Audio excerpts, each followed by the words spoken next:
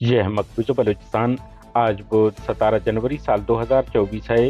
Balochistan today سے آج کی علاقائی خبروں کے ساتھ میں ہوں آپ کا میزبان الیاس بلوچ۔ بلوچ نسل کشی کے خلاف اور اسلام آباد بلوچ مظاہرین سے اظہار یکجہتی کے لیے بلوچستان میں احتجاجی مظاہروں کا سلسلہ جاری۔ میری زندگی کو خطرات لاحق ہیں، اگر کچھ ہوا تو نگراں وزیر اعظم اور وزیر اطلاعات بلوچستان ذمہ دار ہوں گے: ڈاکٹر مہرنگ بلوچ۔ کیچ سامی فورسز قافلے کو بم حملے میں نشانہ بنایا گیا۔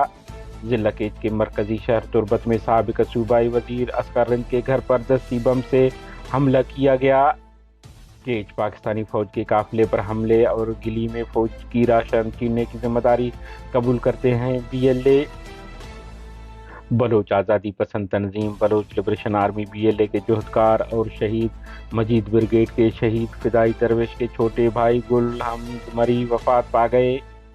بلوچ گوریلا رہنما امیر بخش سگار کی 17 سالہ بیٹی قضائے الہی وفات پا گئی ہیں۔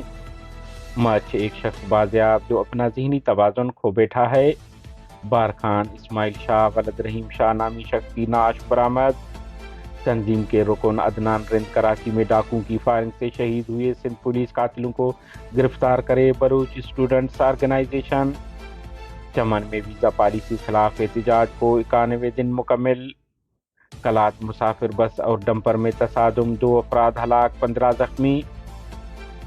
بلوچستان کے ساحلی شہر گوادر، پسنی، جیونی، گڈانی، دشت کھڈان، منگچر، مند اور تمپ میں منگل کے روز اسلام آباد جاری لانگ مارچ دھرنے کی حق اور بلوچ نسل کشی جبری گمشدگیوں خلاف ہزاروں کی تعداد میں مرد و خواتین، پیر و جوان گھروں سے نکلے، ریلیاں نکالی اور احتجاجی مظاہرہ کیا۔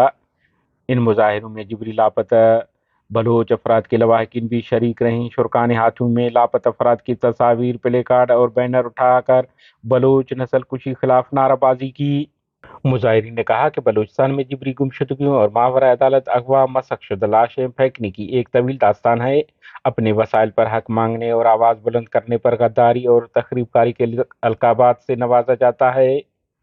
ریاستی ادارے خود ملکی قوانین کو روند کر نہتے عوام پر ظلم جبر قائم کر کے ان کے ماورا عدالت اغوا اور قتل نیز ان کی مسخ شدہ نعشوں کی ویرانوں میں پھینکنے جیسے عمل پر خود کو بری الذمہ سمجھتے ہیں۔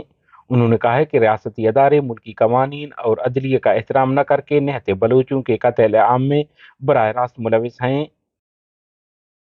بلوچ نسل کشی اور بلوچستان میں ہونے والے انسانی حقوق کی خلاف ورزیوں کے خلاف اسلام آباد میں جاری دھرنے سے ڈاکٹر مہرنگ بلوچ نے اپنے ایک تازہ ویڈیو بیان میں کہا ہے کہ ہماری پرامن تحریک 54ویں دن میں داخل ہو گئی ہے اور میرے خلاف دباؤ، دھمکیاں اور بدنیتی پر مبنی مہم تیز ہو گئی ہے۔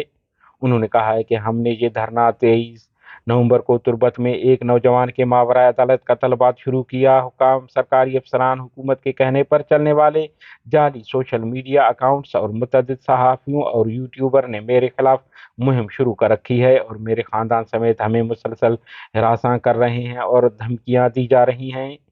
انہوں نے کہا کہ سب سے زیادہ تشویشناک پہلو بلوچستان کی حکومت کی جانب سے خاص طور پر مجھے نشانہ بنا رہا ہے۔ بلوچستان حکومت کے ترجمان نے مختلف میڈیا ٹاک شوز میں مجھے اور میرے خاندان کو ہراساں کر کے دھمکیاں دیں اور بے بنیاد الزامات لگائے۔ Catch Baloch liberation army BLA کے ترجمان جینت بلوچ نے جاری بیان میں کہا ہے کہ سرمچاروں نے گیشکور سامی میں پنڈو کی کور کے مقام پر سی پیک روٹ پر دشمن فوج کے قافلے کو بم حملے میں نشانہ بنایا، جس میں 2 اہلکار ہلاک، 4 زخمی ہو گئے۔ انہوں نے کہا ہے کہ دوسرے واقعے میں 11 جنوری 2024 کو ایک اور کارروائی میں بلیدہ کے علاقے گلی میں قابض پاکستانی فوج کے راشن کو لوٹا گیا۔ کوئٹہ جبری لاپتہ شخص بازیاب جو ذہنی توازن کھو بیٹھا ہے۔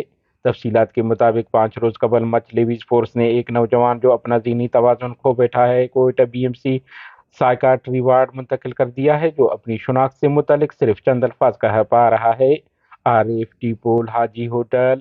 اس کے علاوہ وہ اپنے بارے کچھ بول نہیں سکتا۔